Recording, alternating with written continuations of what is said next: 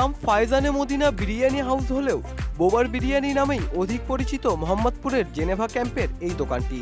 90-এর শুরুর দিকে বন্ধু ভোলা বাবুর্চিকে নিয়ে দোকানটি প্রতিষ্ঠা করেন ক্যাম্পের বাসিন্দা আক্তার হোসেন। সেই থেকে দীর্ঘ পথ পরিক্রমায় সুনামের সাথে পরিচিতি পেয়েছে বোবার বিরিয়ানি। সে যাত্রা এখনো চলমান।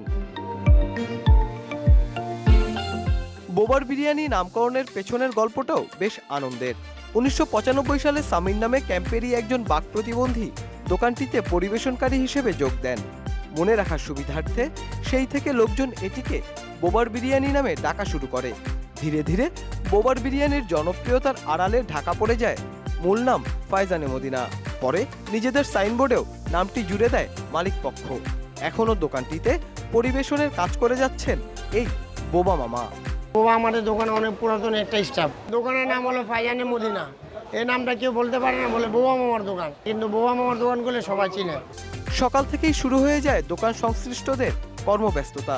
নিজেরাই গরু জবাই করে এবং তা রান্নার উপযোগী টুকরোয় রূপ দেয়। এরপর শুরু হয় মূল রান্নার প্রস্তুতি। প্রথমে একটি হাঁড়িতে চিনি গুঁড়া চাল ধুয়ে নেওয়া হয়, আরেকটি হাঁড়িতে তৈরি করা হয় আদা রসুন পেঁয়াজ সহ সব ধরনের মশলার মিশ্রণ। দেশীয় মশলার সাথে নিজেদের তৈরি এক ধরনের মশলা ব্যবহার করা হয় মিশ্রণে। গোপন রেসিপির এই মশলায় অন্যদের থেকে বোবার বিরিয়ানির পার্থক্য করে দেয়।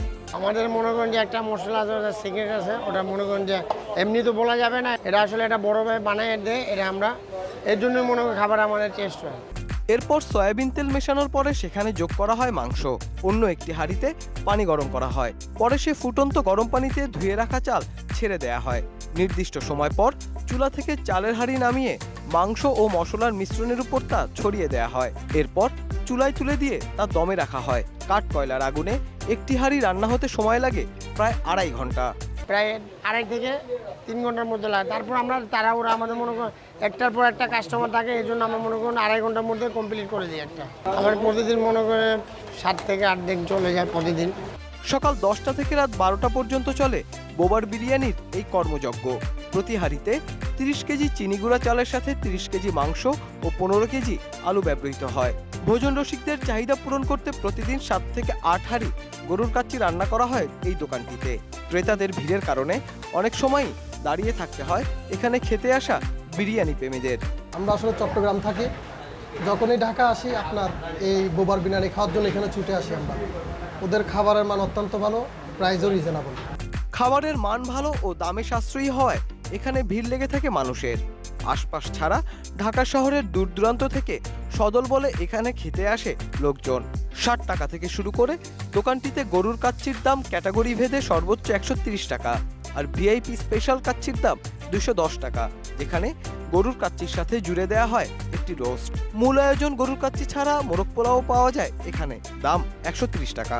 এত কম দামের মধ্যে এত ভালো আর এত অথেন্টিক স্বাদ টেস্ট আমরা সবসময় ভালো পাই। কখনোই এখানে আমাদের মনে হয় না যে আমাদের ঠকানো হয়। এর সাথে অন্যান্য বিরিয়ানির সাথে কোনো তুলনা হয় না। এর মান অনেক ভালো, খাবার তৃপ্তিজনক, অনেক ভালো হয়।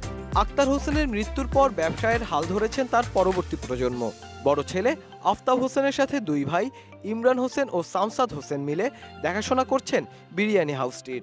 ভোজন রসিকদের পছন্দের তালিকায় এখনও এর অবস্থান উপরের দিকে থাকায় বলাই যায় দ্বিতীয় প্রজন্মের হাত ধরে মসৃণ পথেই এগোচ্ছে তাদের অগ্রযাত্রা।